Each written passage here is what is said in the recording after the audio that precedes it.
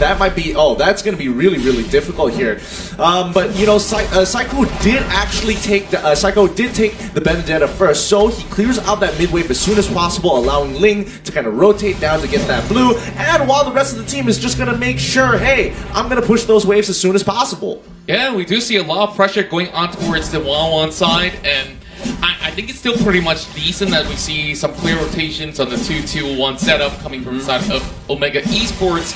So this will be self-sustaining for the moment, and well, what's to say that Ling possibly will be having a lot of all these great vision. We're going to be going on under pause as we talk through things. Now, a double execute setup coming from the side of Hoshi also poses a little bit of that early trap too.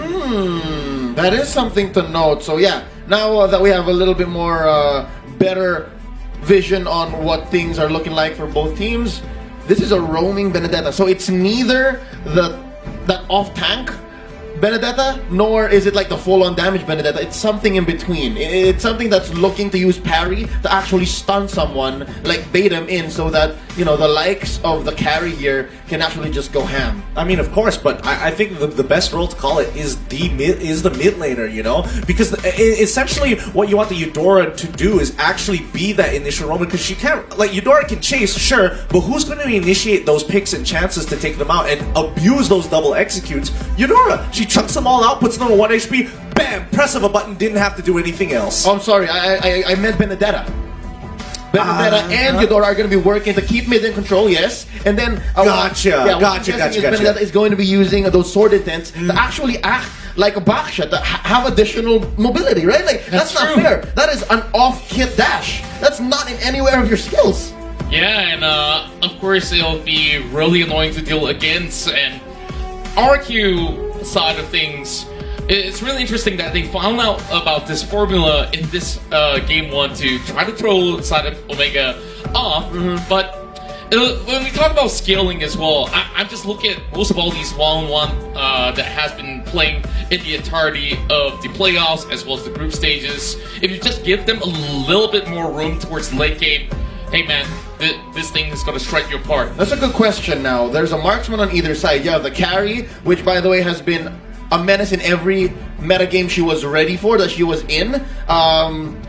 First phase bannable in years past. You have the 1-1, which is the current flavor of the month. Gideon, I gotta ask you, man, when it comes to the 15-20 minutes, if it does get to that point, if we go the distance, who has better scaling?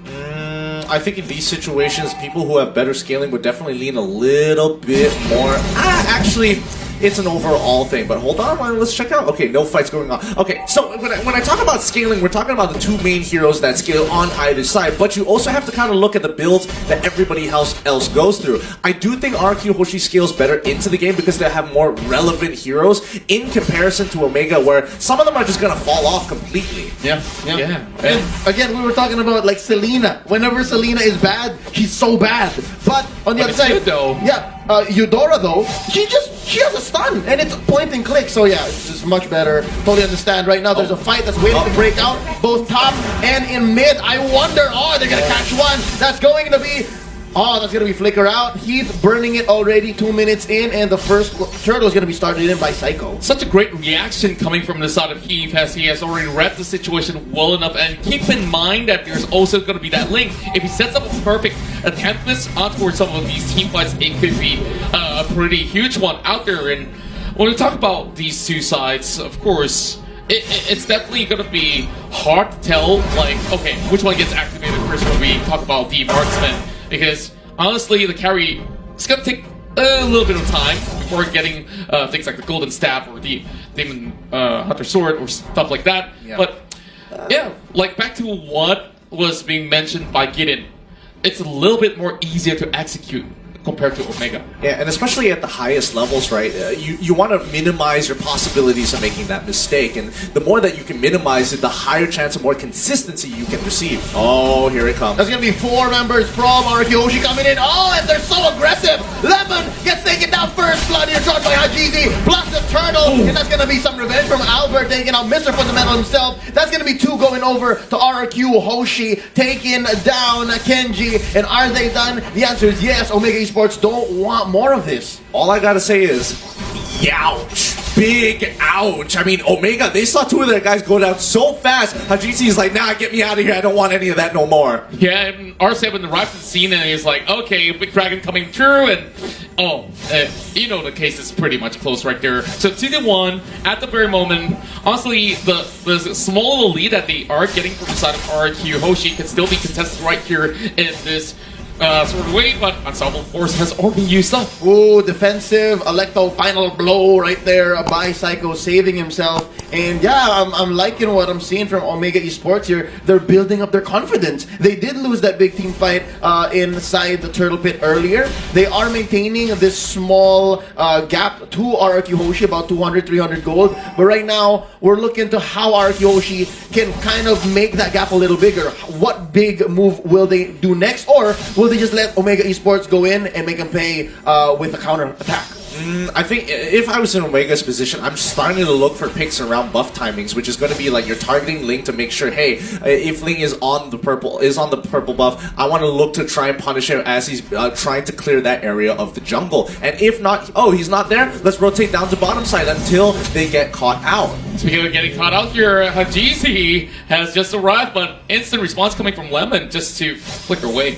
I think both of these teams kind of have this like interesting side quest of, yeah, besides these big neutral objectives, we also want to take down these side lane marksmen. And now Heath takes quite the blow, but he's saying, sir, can I have some more? He wants to go for another fight because he does have his ult on. And oh no, that's gonna be Psycho barely getting away. Oh, and the delay damage from the trap and the slow taken in. Oh, Yelly Haze just catches him off. You know, talk about really unlucky there, because he does use the final blow to try and negate the damage, but unfortunately it's just like literally 0.2 seconds off from the delayed damage, but the fight is already beginning. Heath is going to make the run for it. And R7 here in half dragon form, able to push people back because he still has some shot energy. Oh, it resets. Curtizi here putting a beat on him, and they are going for what I think is the second turtle of the game. It's taking quite a while. And Hajizi, he says the coast is clear, but for how much longer? Well, I believe that it's pretty much clear for him for the taking at the moment if we look at it, but they are focusing on towards Kanji. Instead, they do get the turtle, but a 2v1 commencing down towards the bottom side doesn't result too much. But here comes the big one. Oh no, Vin here trying to save his life, and from behind, in comes Hajizi. The machine is online, and so far they have gone to building enough confidence to mess with Albert, but some breathing room for the King of Kings here, their jungler. He's able to get his purple at least. Yeah, he's got the purple. He really goes in for a little wander as well. Now, going for the invasion, he's still going to be chased up, so... You know, Link doing Link things, he could easily move around. Yeah, it's one of those situations where it's like, we've got to catch on it. Oh yeah, it's Ling. Oh, that's so much fun. He just jumps away and makes a full rotation down towards our top or bottom side where we can't catch up. Fun stuff. But I think RRQ at this point in time, as long as they kind of just maintain the goal differential to about 2 to 3k, it's going to be relatively fine. Omega won't be able to kind of force situations on top of RRQ Hoshi unless they get a catch. Yeah, here you can see already, right? We're about 7 minutes into this game. How disciplined and how good these two teams are. Hold up! That's gonna be some burst damage laid down on the Vin, but he doesn't go down without a fight. Yelly is destroyed. Tempest the Blades here, chasing him down. That's Albert looking for one. Psycho finds Hajizi. That's gonna be a shutdown onto the Roger, and they are sitting neck and neck, 4-4. But all this time, Omega Esports was just setting up a push. Otis Morton, Ruby has already arrived, and they're already chasing right in. Psycho caught in between, but they are trying to make an escape out of that. Oh, R7 waiting in the bushes. Oh, using the tail of the dragon. They're trying to make Kenji pay. He does get himself a Cyclone Eye, but off camera, that's going to be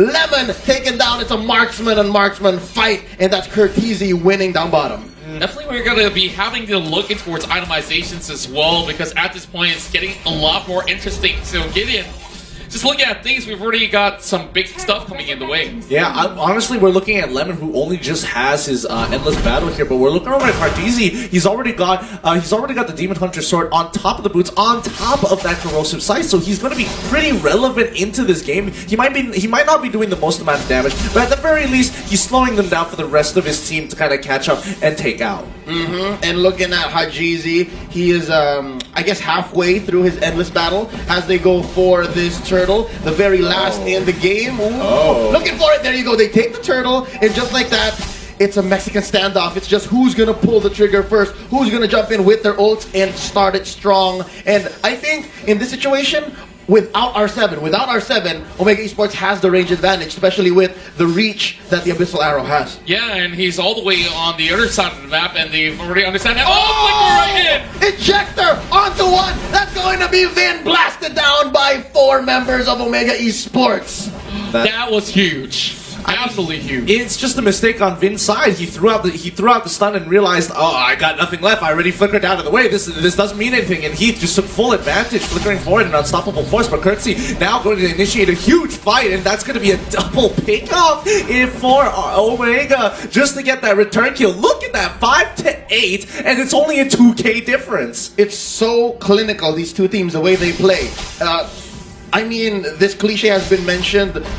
I'm pretty sure I'm beating a dead horse, but it's so chess-like, right? I'll give up my pawn, you can have a rook, but then after that I'll take a bishop. That's what this 5-8 is looking like, especially with this, relatively small 3K lead. Indeed, but for the RQ Hoshi side, they're slowly losing pieces after pieces on an unequal term. And speaking of which, they're going to be taking this buff if they don't do anything about it. Ooh, that's going to be Psycho coming in between 4 members. He wants it. Kenji trying to look for a good hook, and he finds it. In comes easy, but that's going to be a stun. Psycho pays the price. R7 says, get out of our jungle. We don't want y'all here. But Hajizi wants more. Does he have the support? Yes, he does. Oh, they're waiting. They're waiting. They say we're calling it tough. Nah, it's not worth it at this point because, again, their main target here is Cartesian. As long as he has his ult, it's just not worth going for anybody else unless it's maybe a Yelly Haze, but Yelly Haze is barely in the fight, or even Kenji, but even Kenji has his ult still up. That's right, and with that being said, we're looking at Omega Esports side. Now that they are so much more up ahead after a couple of all these sort of things, they're starting to feel a lot more confident about taking every single thing that they have inside the jungle. All they can do is just wait for the right moment to strike in. We do have the Lord up available, but over here, a little bit of a slight 1v1 between Albert as well as Kenji.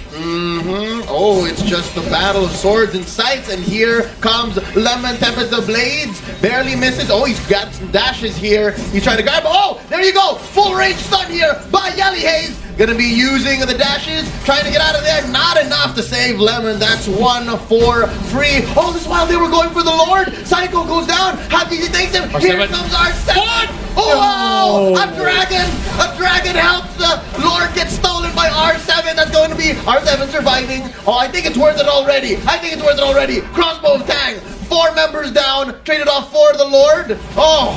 No way. No absolute way. Even though they do get the Lord, just look at the Ruby right down below. Like, this Lord doesn't mean a thing at all after getting snatched away, but at least it buys some time for RQ Hoshi. I mean, they're up by 5 towers at this point. RQ Hoshi has not been able to kind of break through. Omega will be stopping that Lord right in its tracks. And I mean, if they had more of a wave onto mid and topside, they might have been able to get both inhibitors at the same time. And I think RQ Hoshi, this game is slowly slipping out of their hands. I hate to say it, but stealing that Lord at that very moment is the equivalent of using a band-aid on a bullet wound. It held them back for what, 30 seconds tops? And they're still maintaining map pressure. Yeah, and of course, with that, they only gain maybe very slight edges out of that by just putting their bodies at where all these sort of bullets are coming through, and they just have to do something just to have that knee-jerk response. And, well, at it, I guess they just have to wait for another sort of opening at this moment, which is not going to come by, not until 20 minutes or so. Speaking of 20 minutes, Gideon seems to know what timers are like. And Gideon, what's your feel, man, right now before this fight happens? Oh, it actually has started. Too late. Curtisi gets blasted by Vin. They're looking for some revenge here. Vindication. That's what Omega Esports is looking for. They take out Yelly Haze. R7 is a man on a mission. They're going to blast this turret and push Omega Esports back in. Now, that timer, man, 13 minutes in. How long until we see Lemon pop off? I mean, honestly, let's double check the items so I have a better idea of what where is he with that. Lemon is currently at 6,000 gold. He's got 2 items, both pretty defensive. He doesn't even have the golden staff yet. I think at this point of time, he needs to get the golden staff to have that major kick of damage. So he'll probably get that at the 42,000 gold mark. So my guess is going to be the 16 or I'll give him a bit of credit if he doesn't die and works perfectly. 1530. Ooh, very close. And that's Kenji flickering in. Enough to save him. Them is a blaze. Oh, no. Albert don't want none of this. And Hajizi putting a beat on him. There's the unstoppable force from behind. Can they juggle the aggression from underneath the turret? Kenji's still alive. Lemon about to get destroyed. Hajizi gets him. He puts the nail in the coffin. It's a trade so far. Hajizi for Lemon. The fight continues. Kenji's looking low. That's a blast onto Heath. Vin takes him down. This turret still stands. And only RRQ can win fights that way. Going back and forth, back and forth. And they are just forcing fights by hook or by crook. There's no other way to go about it. They don't care if they lose one member as long as they get more in return. I'm not gonna lie, Vin's is starting to become a bit of a problem for Omega at this point. And I think that's where the executional part of it is starting to kick in, because as you can see, Yelly Hayes, he's not landing as many abyssal arrows, and even if he does, he's probably not going to be able to capitalize on it in comparison to Vin, who just goes in, full combos you, walks away and says, R7, go get him, boy. Yeah, and we've already seen purchases like the Blade of the Hepta Seas coming in as well, so very much interesting as we hit towards the 15-minute mark. You can see that we are having pretty much an equal level terms after so many fights. RQ Hoshi, not in the number of kills, but the goal has already been equal. Oh yeah, barely 1,000 now, barely 1,000. RQ Hoshi, the King of Kings, have figured out this strategy, and just like that, I think Gideon is on the mark pretty much. About what, 3 minutes away since he did say, and right now, Albert. Omega Esports isn't as confident with the Lord this time around. Oh yeah, definitely not. I mean, honestly, I was off by a full 30 seconds there. Lemon just got his Winds of Nature, and that's going to be a huge buy, because that means Cartesian as well as Kenji can't take full advantage of him. Things are looking relatively difficult at the very moment. While a couple of all these abyssal arrows being sent out, Demon Hunter Sword being purchased by Hajizi, so a little bit more spike coming in for the Roger, which is definitely great news for Omega at this point in time. Yeah. You see a little bit of split push being done by RQ Hoshi, and they're still not letting their eyes off, as Omega Esports still eyeing on towards the Lord. Yep, that's the advantage that Albert has here as the lane. He's able to push these lanes, cut him where he needs to without any punish, actually, because of Finch Poison. That's exactly what he's doing. But it looks like Omega knows he's up there. Omega wants to make the most of the situation and is trying to force a fight with RRQ. What they're trying to do is catch one off at least, and that's a good -1. A -1 goes miles in situations like this. This is a situation that they are looking for, making sure that somebody takes good care of the side lanes, and as many of these Omega Esports members goes there, they will try to find a setup over on towards the Lord side. Oh, wait, there's a fight. Wait, is there not a fight? No. Oh, no, they backed away. Sorry. Yeah. Oh, they catch one. That's full stuns onto Vin. Oh. Honestly, at this point in time, it's a game of cat and mouse. Whoever gets picked off first is going to essentially win or lose the fight. But I have to point out here, it's 9-14. It's they're 3 towers ahead. They're literally 5 kills ahead as well. And it is 49.2k to 49.8k. Where is the disparity here? There is almost no disparity at all, even though in every single numbers, and 2 turtles on top of all of those stats, how is Omega not ahead? RQ has just been really proficient in their way of farming.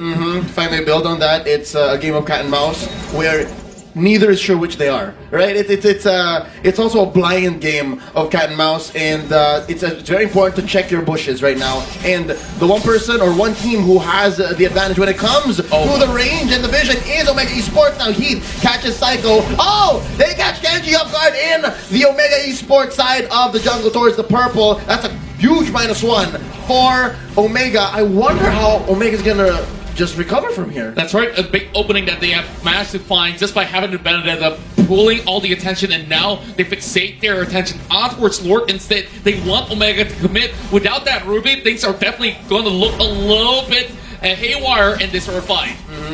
Sideways, if you ask me, sideways for Omega Esports. This time that's a huge chunk of damage, of lifesteal, and of crowd control. And I think what Omega Esports is trying to do is reset. I think at this point it's about finding the opportunity to get the angle, because right now look at that bottom wave. It's pushing in naturally. As long as RRQ just kind of chill and just wait, somebody is going to have to deal with that slowly building up wave. And RRQ, they don't mind doing it because they are scaling towards the late game. And Omega, they've run out of time at this point, and they have to solely believe in their own mechanics to actually win them out in these bigger fights. That's right, and now we're hitting 18-30, with most of the members already hitting level 15, and I guess this is where it's all about completing your items at this point in time. At M2, or at least, right? And even the playoffs specifically, when you reach the 18-20 minute mark, that's basically a marathon. Like, this is longer than usual already, and right now with Kenji back on the map, they have eyes on Albert since he is pushing down bottom. I think Omega Esports is just going to jump the gun. They're just going to go for it, saying, just start it up, start it up. Just hope that Vin isn't there and that Albert isn't ready with the retribution. Oh, this is going to be a big news here. Ruby is being pretty occupied, but they understand once again, they're going to go in for another reset, but Heath, though, playing fire. Oh, he got caught out. That's at least one ultimate from Vin. They have the timer. They have to make sure that inside, deep inside, they know what it looks like for the opponent, what kind of firepower they're packing. And wow, again, they're back to the game of how low can you get lured before the opponent actually jumps in, bites. Yeah, and Lemon, although he's 60%, easily could just find his way to live steal Prolific Roar on the hands of Cortese. And yeah, very much interesting. Just keep your eyes like while this boomerang game of who can get the Lord lowest before resetting. Just look on the opposite side of the map here, because you can see that Ling as well as Ruby are both trying to make sure those lanes are clean. And RQ, simple macro here, just get away pushing on their side, because again, if Omega Esports walks out too far, you can punish. If one person goes over, you start the Lord. You put them between a rock and a hard place, and eventually somebody is gonna crack. Yeah, and if we do look at the goal differentials, it honestly doesn't matter at this point in time, where most of the people have already completed all their items. And being up ahead means that they are shoving way harder towards the side of Omega. Dude, check out that graph, man. Omega was just dominating the first half of the game, and then RQ Hoshi just slowly catching up. If only Omega was able to close out that game. Man, they must be kicking themselves like, oh, if only we had that Lord and it did get stolen just now. That's essentially the story of the past 5 minutes. The past 5 minutes have been RRQ Hoshi just applying pressure on Omega Esports. And some part of it, I believe, is just conditioning. Like, slowly but surely, RQ Hoshi has been saying, alright, if you don't do anything about this, Albert's just gonna push and penetrate your lane down bottom. And right now, again, back to the game of hot potato onto this Lord. It's a matter of allotting resources. How much are you willing to put on the line to be able to take this huge objective? Now, Psycho at half health. And now it's Lemon they send over. Oh, this is gonna be a push. Yeah, and that's my attention actually fixating on towards the lower side of the map, and with that, RQ still wants to play this Dance of Death. How are we going in finally? Oh, they're going in. This is no turning back. That's Heath getting blasted. He's still alive. R7 with the black dragon form. Tempest Ablaze in here. That's going to be a knockup on the Psycho. R7 being pushed back. That's going to be Vin taken down by Hajizi. Oh, it's looking grim. Heath destroyed from the back line by Psycho. That's going to be 2 for 1. Lemon destroyed by Hajizi. And now the wolf, the machine, is on the chase. Psycho. Oh, he needs the Cyclone Eye. Oh, he's going to get it. But inside the orange bomb pit, that's going to be the Hajizi run. Taken down one last 1 for 3. Is this enough space for the Lord? This should be plenty of space for the Lord, actually. Unless Albert makes a fat steal here, which I don't think he's going to do. In most situations, Lings are just going to cut the wave. But considering the wave still has a long way to go. Oh, the burst is just too much. That's what, 4 members of Omega Esports? Oh man, RQ Hoshi's very own R7 was a little too optimistic. Yeah. Absolutely dropped the ball right there. You can see Albert can only fly around just to see this Lord go in the hands of Omega Esports. And I'm pretty sure the Filipino fans here rejoice after that long dance. And it all started from sending Lemon right down below, and Omega Esports knows, okay, we can't actually catch them out of position, and that's where that 3-for-1 trade didn't go anywhere as planned for RQ.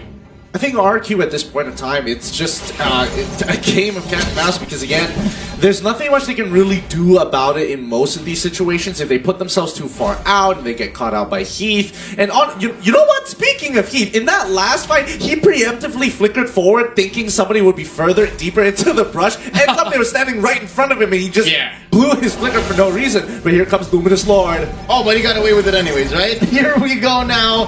Finally, the first inhibitor taken down, and it's going to be on the side of RQ Hoshi. That's going to be quite a few ults spent by RQ to take down Lord, alongside that inhibitor up top as well. So it's a 2 for none, relatively clean for Omega Esports. Impressive how they're able to just center and just gather themselves once more, especially after earlier how RQ Hoshi was slowly turning the whole map blue. Right, and now Psycho tries to cut off the way, but that's going to be Hajizi running away. Immortality popped in here. Vin destroyed by Kurt to hurt TZ, and now Hajizi. That's going to be R7 taking him down. It's so far a 1-4-1, and right now Albert destroyed once more by the 1-1, and they're going in. That's a lot of damage coming in from Lemon. That's Heath. Mr. Fundamental destroyed, and right now that's another pull. Lemon survives. Oh, I think he's going to heal up because they're still ready. They're going for this half health on all members of Omega Esports. They may have been going in too deep, and I think the investment has already been spent. R7 destroyed. That's going to be 1. Oh, Heliali, that's going to be 2. They're trading back and forth. 2 members left. Good plays coming in from RQ Hoshi. Even though they had a bad situation, they just have to make sure that they understand who scales into this game. Okay, Albert dies. Who do we have to depend on? Lemon. If you have to throw your body in to buy some time, then throw your body just like what they're doing out now. It's going to be a 2v2 situation. Oh, they trigger the crossbow tang, but Psycho gets away. Oh no! All the range. Oh, that's going to be a pull by Kenji, and that's Lemon. That's Lemon finally shut down, and that's 2 defenders. So Vin is back in here, so that's some wave clear on the side of RQ Hoshi. just look at it, 50 over seconds if you go down at this point in time. RQ Hoshi at the very least still have 3 members up, so this is where Omega Esports can continue to apply the pressure, and more than about 2 minutes in towards the game, we'll see possibly the final Lord, but they might not even need it right now. Electro final blow used to clear the waves, but Curtizi will take down the turret. Anyways, what is this? About a minute away from the 3rd Lord, and Lemon's gonna be coming in on time. So I think for RQ Hoshi, just buckle in. Just wait for Lemon to come in, and I don't know, man. Whatever you did with Vin for the 1st Lord, do that again. But at this point in time, if you actually lose at least 3 members by just snatching the Lord away, yeah, maybe you might get away with, you know, that Lord just marching towards the enemy side and cap like a full set of Omega Esports army just at your base by that point in time. Yeah. So, Curtizi having 1 final slot uncompleted, but hey, what's to say? I think he really packs a punch at this point in time. I think he packs a punch too. I think they all honestly pack a punch. And the real problem right now is that they can't seem to get onto the scaling heroes. Lemon just refuses to die. Albert, he buys so much time, especially when he jumps into the backline here, that Omega Esports can only deal with 1 problem at a time. And Kenji, he's going to be staying very close to Cartesi more often than not, just to kind of protect him with the I'm Offended and making sure that he taunts the right people, just to buy that time to allow Curtizi to at the very least have enough weakness procs just so they can use his ultimate in a clutch situation. Yep, and we've seen earlier, a crossbow tang is not a confirmed kill. Not at all, because of how this Rome Benedetta is playing in right now. That's going to be a fight. I think they're picking. Oh, Vin gets caught out. Oh, he lets out the ult. That's going to be flame shot used already by Yelly Hayes. And Hajizi destroyed by Lemon from the back line. Tempest the Blades here by Albert. That's going to be trades left and right. Kenji down, as well as Hajizi. 2 for 1. I think they are ripe for the Lord take. Yeah, and we just saw the positioning of Lemon initially was a little bit questionable, but when he flickered to get that position, to get that first opening, it started to make sense where the rest of RQ Hoshi will be able to penetrate through from a very awkwardly positioned Omega Esports. Honestly, I'm surprised that Omega didn't just jump onto Lemon there. Like, he was free, and you can see that the Unstoppable Force was up there. They were just waiting out the winds of nature, but that's just like a second long. So it's kind of on Omega, who I think were in disbelief. Like, no way he's doing this. This is kind of troll, right? Again. Give carry, what, 1.2 seconds of free hits, especially with full lock items like this. You're in for a bad time, and right now, Albert's stealing oranges now. This is going to be rough for Hajizi when he comes back. And you can see Psycho really roams in towards the mid side as well. They're having two members right there, the lower side of the map. And this Lord right here is the terminator of the entirety of this game, which honestly, Omega Esports hasn't been able to find a safe way to even get a pick in this sort of sense. Yeah, no, it's because of, again, the vision that Omega Esports has is trumped by the mobility that our Hoshi has right now, right? Like, again, Gideon mentioned the forward flicker by Heath. If he only knew that there was no one in the bush, I think Yelly Hayes hasn't warded that area yet. If he only knew that he was right in his face, he could have used that mobility to close the gap. But right now, nice catch, that's going to be Lemon caught by the ejector, and he's going to get blasted down. Heath trying to run, save his life, and he survives. But look at Albert looking to just cut the waves. It's a silent, it's a cold war between Kenji and Albert. Both sides just not letting up here, but at the end of the day, who wins out in these later stages? I mean, Yelly Hayes, he's going to take some damage. Psycho is just going to chase him down, and nope, the rest of the team back off, and they could, I mean, I don't think Lemon wants to fight without his ult here, so Psycho has got to be real careful. Psycho right in between all these members of Omega Esports, not looking all too great. As much as he has immortality, he can buy only a few seconds in towards this match, but he's trying his best to make it out alive. Lemon, as much as he's nearby, he's not getting out of this. I take my words back. Psycho things! Madman! He's getting away with too much here, and I think, you know, Omega and RQ Hoshi, like, it's in Omega's hands to look for this engagement here, and RQ, as you can tell, clearly will not initiate anything unless they can guarantee that pick. And at this point, Vin, he's a little too scared to walk forward, because the moment he does, Heath is going to unstoppable force ejector him back in towards the enemy team, and there's really not a lot of counterplay to that other than hope that he doesn't fly back too far, or the rest of Omega can't catch up after he flickers. Gentlemen, we are already hitting 30 minutes of play, and it's pretty much on even grounds at the very moment. Everyone's just buying forces at Which is impressive because Hoshi, they have no more turrets, and they're still this aggressive. Yeah, and as much as this turret stands from the side of Omega Esports, it's currently untouchable. Yeah, so it's more of, again, a standstill right now. And hold up, RQ Hoshi. That's going to be our 7. Black Dragon Form catches Yelly Hayes off. Lemon finishes him off. That's already a -1. And looking at the map in general, Omega Esports not going to find an easy pickoff just like that. There's no Vindication anywhere soon. Not even Psycho. Again, we know Psycho runs away like this. This is what he does. Yeah, he just gets away with everything on the line, just pulling every aggro that he can possibly get. And this constant split push will not stop at all, but Lemon, he could possibly solo this if Omega does not pay attention. I mean, Omega definitely knows that this is going on. However, they have to send members to the other side of the map, and Albert, he's able to control this, and he's going in for the full engagement. Oh, there's going to be Heat. His immortality pops inside. He has a few shields to buy time. Oh, Carteezy, just in time. Crossbow attack, and they burst him. That's Heat taken down. R7. Where is R7? That's going to be Carteezy. Oh, Hajizi as well. They're running away. Oh, can Psycho finish him off? Lemon from behind. Kenji gets him. That's Psycho taking down Carteezy. 1-1 off the table right now. Kenji flickers in, saves himself just in time, and now there's Hajizi. There's two chances at a steal here. Hajizi and Kenji. I don't know. Yelly Hayes needs to start clearing waves. And yo, this might be our RQs. I feel like RQ is just more confident this time around. Like it should be. However, Selena and those Abyssal Arrows could be the game changer. Vin just waiting for the catch. He gets caught out himself. Oh, Vin is still alive because they are going to burst down Yelly Hayes. And Yelly Hayes is still in this. Vin gets destroyed. Hajizi gets him from behind the delayed damage. Gets down Yelly Hayes. And then still 4v3. Hajizi survives. Psycho's chasing him. Oh, they're looking for the juke. And oh, what an F farm! Oh, they're gonna find them anyways. Kenji's still in this. There's not enough damage from the side of Omega though.